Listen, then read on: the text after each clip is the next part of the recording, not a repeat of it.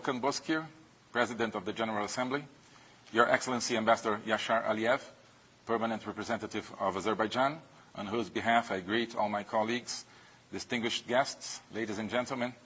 As we know, COVID-19 has caused severe impact on societies and economies across the globe.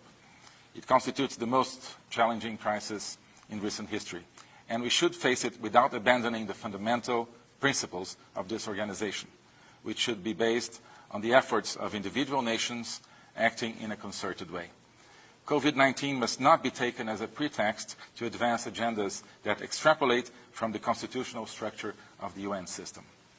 Despite its worldwide reach, the pandemic affects individual nations and peoples unevenly.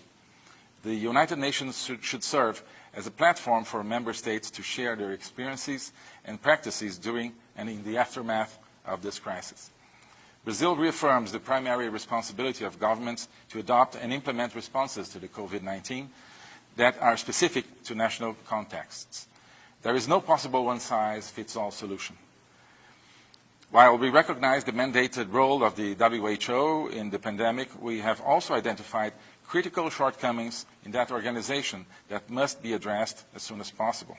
COVID must lead to better multilateral institutions. They must be transparent and accountable. We should not transfer any responsibilities from the national to the international level just to follow the nice-sounding cliches like the world needs more multilateralism or global problems require global solutions. Cliches will not help us face the pandemic. Only national work and cooperation among nations with the international organizations serving their indispensable role as the locus of coordination and provider of cooperation will do that job. The fight against the virus is no less critical than initiatives to mitigate its social and economic effects. We are all confronted with the difficult task of protecting the lives and guaranteeing the livelihoods of our populations. Hence, it is my hope that today's debate makes a meaningful contribution in this regard. Brazil has adopted bold actions to address the challenges raised by the pandemic and to tackle the resulting economic crisis. We are providing emergency assistance to approximately 67 million Brazilians, which allows them to cope with the pandemic and maintain their income, especially those in the informal sector and the unemployed. Our expenses to guarantee the subsistence of the most vulnerable in our population amount to more than 8% of GDP. This burden falls onto Brazilian taxpayers, not on any multilateral institution. The Brazilian economy remains resilient. Economic growth has resumed, agricultural production has achieved record levels, and unemployment remains under control. During the pandemic, we kept our agricultural production, which is responsible for feeding 1.2 billion people. Again, this was a national effort, not the result of any multilateral institutions' efforts.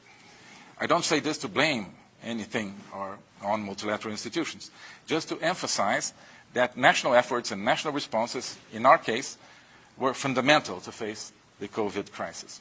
Brazil has also been making continuous efforts to provide every citizen with the necessary care and treatment.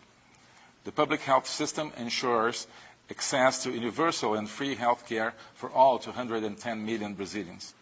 We believe that strengthening access to medicines, vaccines, diagnostics, and other health products is key for defeating the virus and saving lives. We recognize, of course, the importance of international cooperation. Brazil participates in several international initiatives to promote the development of health technologies to combat COVID-19, such as the ACT Accelerator, the COVAX Facility, and the Solidarity Call to Action. Brazil also signed a Memorandum of Understanding with the University of Oxford AstraZeneca for the acquisition and production of vaccines, including the transfer of technology. We are investing in 6 domestic vaccine projects developed by universities, public laboratories, and state technology companies. The Ministry of Health estimates that Biomanguinhos Fiocruz and the Instituto Butantan, 2 of the biggest public research institutions in Brazil, together with domestic pharmaceutical companies that have specific arrangements with foreign laboratories, will be able to produce 600 million to 800 million doses by mid-2021. With this level of production, Brazil hopes to be able to actively contribute to immunization efforts in the region and across the world. Brazil has been working closely with neighboring countries, especially with our Pro-Sul partners, but also with countries from different regions to share best practices and lessons learned about the pandemic. Brazil cooperated with PAHO in training technicians from countries of our region in detection techniques for the new coronavirus at an earlier stage of the global pandemic. Brazil is deeply concerned by the negative impacts of the pandemic on the physical and mental health of all individuals, including health workers, persons with disabilities, older persons, women, children, and youth. Special measures were adopted to protect vulnerable groups, especially our indigenous population. We have adopted and implemented in a timely fashion a national strategy aiming at strengthening services on the prevention and control of COVID-19 among the indigenous population, respecting their cultural and geographical specificities. In the context of the pandemic, we invested in family-oriented policies which take into account the different needs and expectations of families to promote healthy relations within the family. Brazil is a proud member of the Partnership for Families, together with the United States, Poland, and Hungary, and we will keep championing this agenda abroad, including as a tool in the fight against COVID-19.